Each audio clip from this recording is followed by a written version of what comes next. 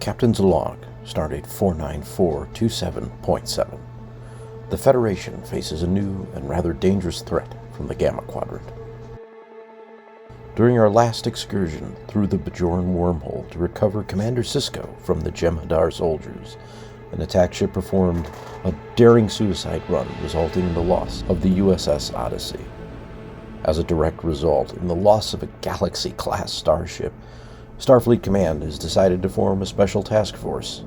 Along with 2 other vessels, our orders are to patrol the far side of the wormhole and learn what we can about the surrounding area. If we encounter Dominion ships, we are to stand our ground, but avoid escalating the situation into a major confrontation.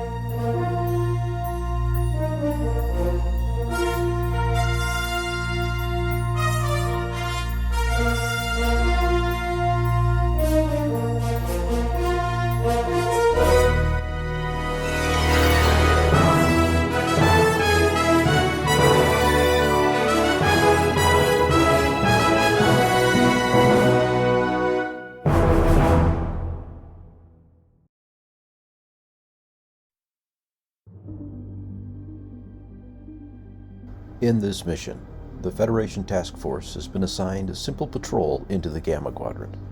There are 2 locations on the far side of the sector in which sensor data needs to be taken. The information collected will help identify Dominion assets in the region. Data from both points is necessary for a successful mission. Once the task force has completed their sensor sweeps, they must retreat back to Federation space.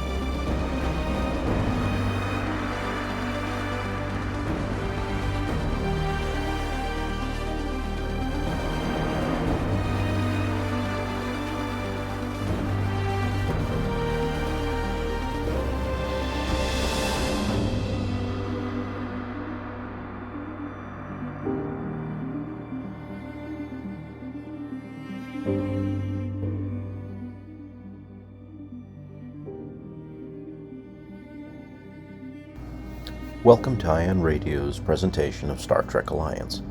As we proceed through the first turn's movement, here's how we intend to play through the campaign.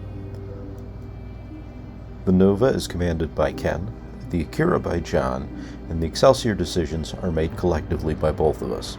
All Dominion ships are controlled by the game's AI.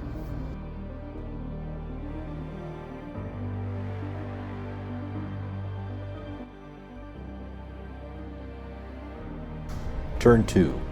All Dominion attack ships have Captain Skill 1, requiring them to move first.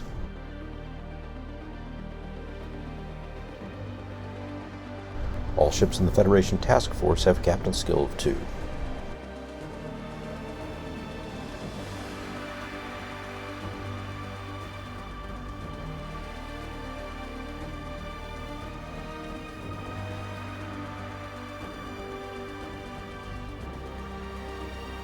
First shots are fired by the Excelsior into the closest attack ship. Phasers have knocked out the shields.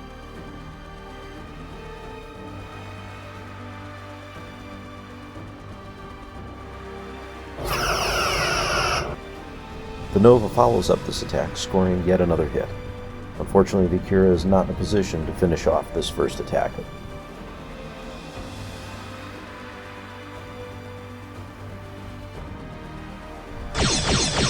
The Dominion's returning fire includes 2 hits versus a complete blank for defense dice on the Nova.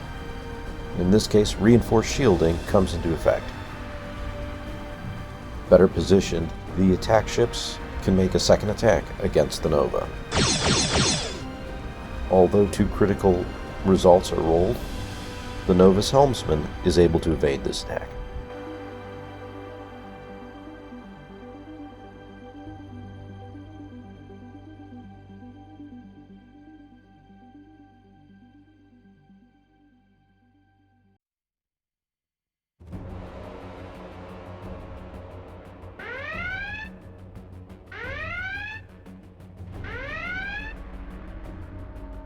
Turn 3.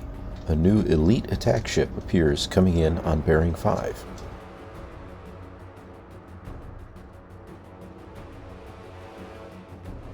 Dominion ships cluster in front of an asteroid as the task force attempts to get around the right flank. The Nova impacts the asteroid, bringing its shields down to 25%.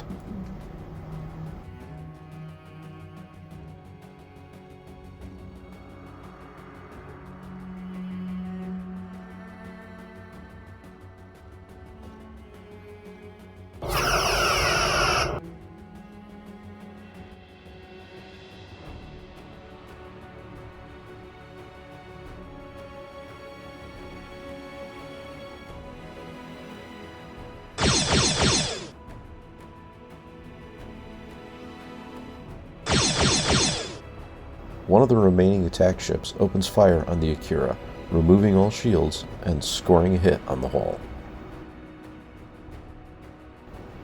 Within range of Mission Point 1, the Repulse takes some needed sensor data.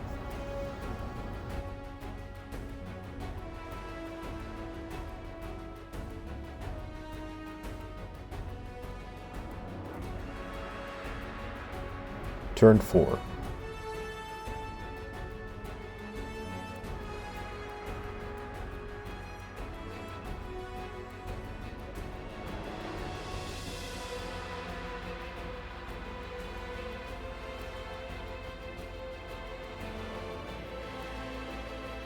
Both the Akira and Nova evade the asteroids. However, this puts them within range of the elite attack ship.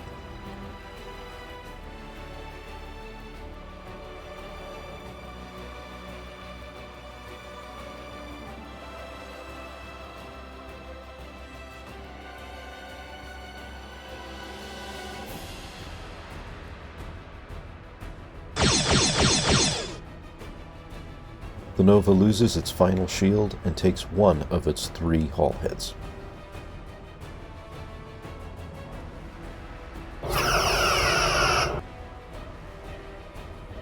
The Akira fires back using enhanced targeting to score 4 hits, burning through the shields and scoring a structural damage on the elite attack ship.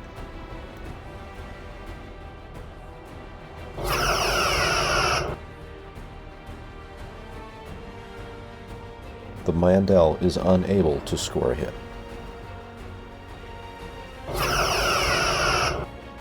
The Excelsior's dorsal phaser array gives it a rear-facing shot. This well-placed phaser shot destroys it.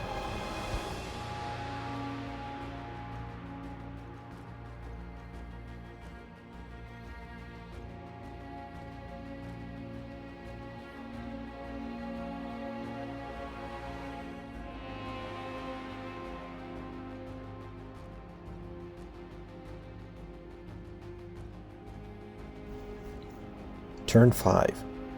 The initial waves of fighters start their turns to face the Federation task force.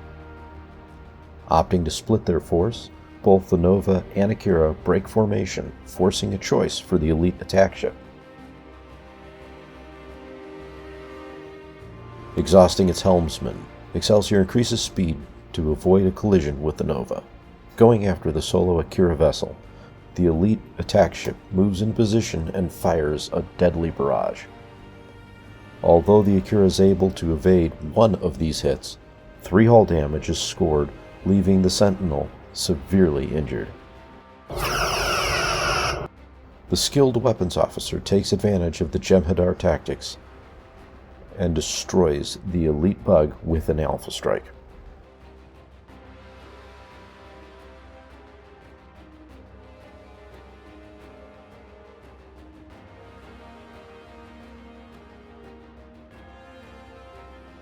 Turn 6. The Dominion 4th Wing joins the patrol from bearing 3. This formation immediately turns to join the battle.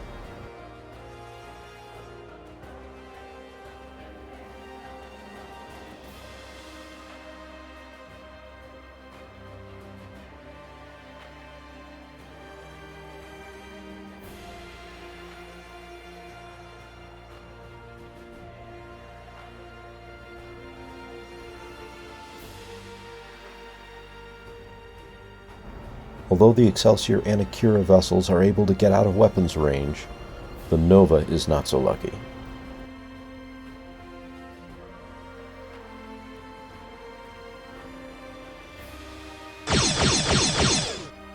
These new Jem'Hadar ships are still adjusting to being in battle, and a poor first shot goes wide.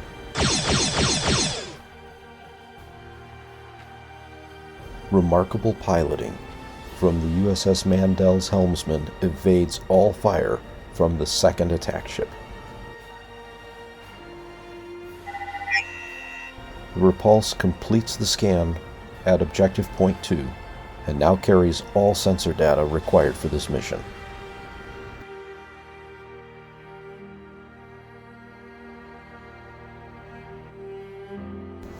Turn 7.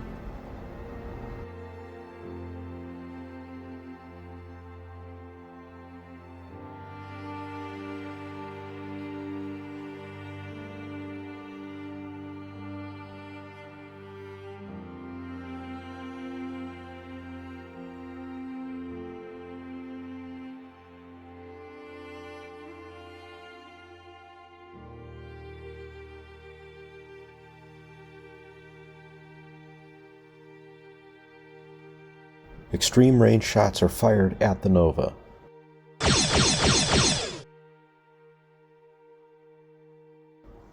A single hit is scored, and the Mandel's structural integrity is now down to 33%. Another direct hit will destroy the ship.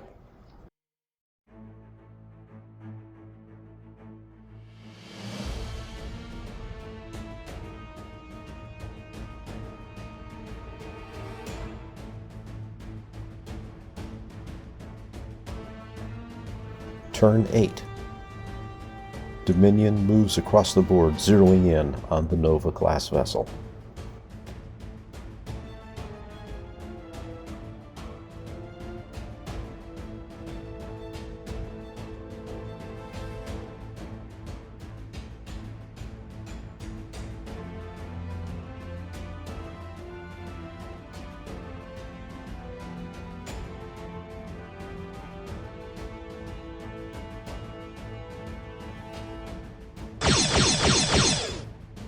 The first shot from attack ship number 5 rolls a hit and 2 battle stations.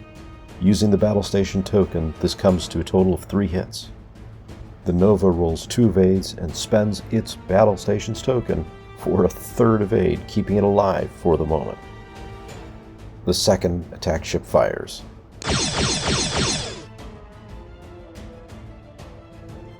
Rolling 2 hits, both are evaded by the Nova's helmsman.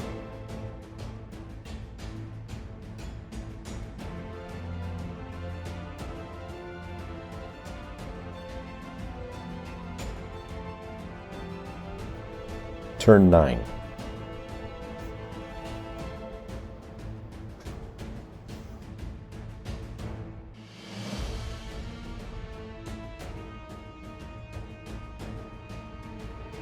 The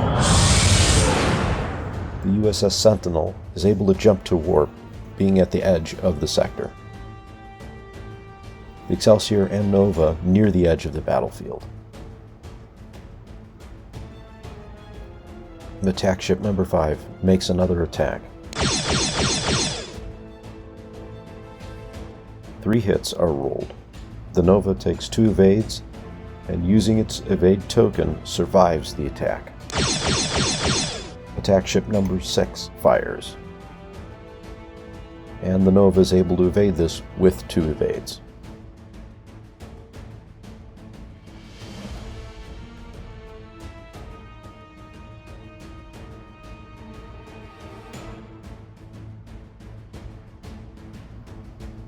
Turn 10. Dominion forces scramble to get more weapons to bear on Federation ships. However, at the edge of the battlefield, both the Excelsior and the Nova are able to jump to warp.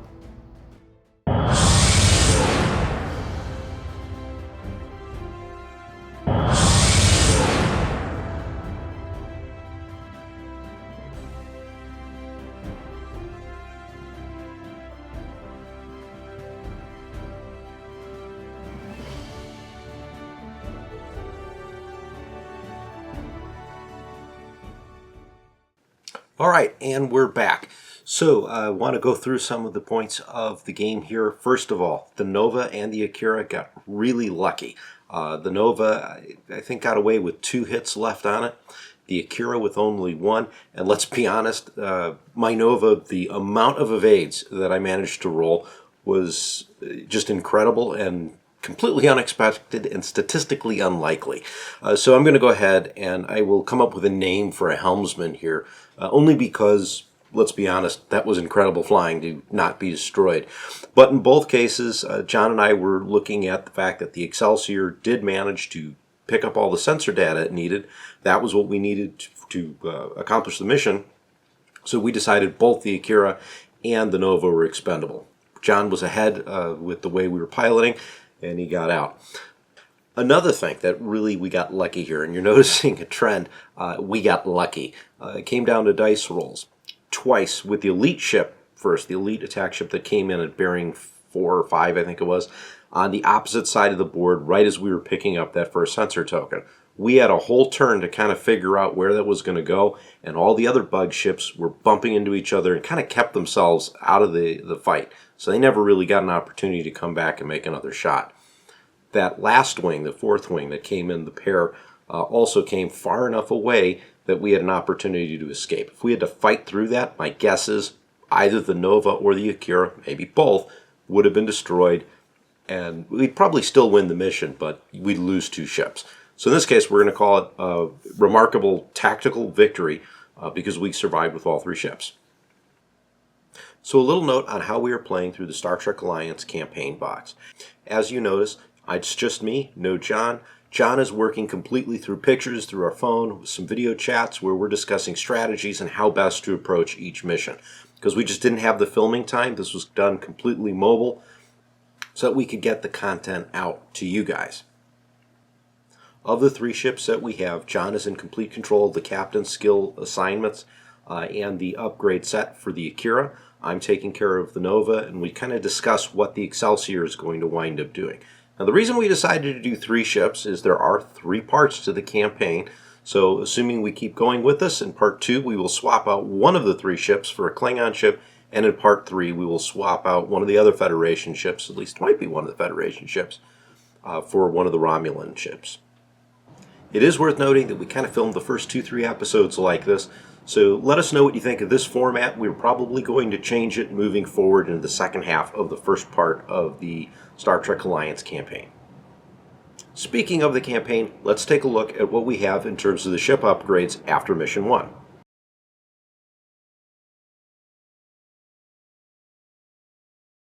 For the Excelsior, Captain Scrivern, we're going to add 1 to the captain's skill level and 1 in the tech reputation. Moving on to the Akira and Captain Huffman. John has decided he wants to go for the Intrepid class as soon as possible, which will require a captain's skill of 5. Therefore, both of his experience points are being added into the captain's skill.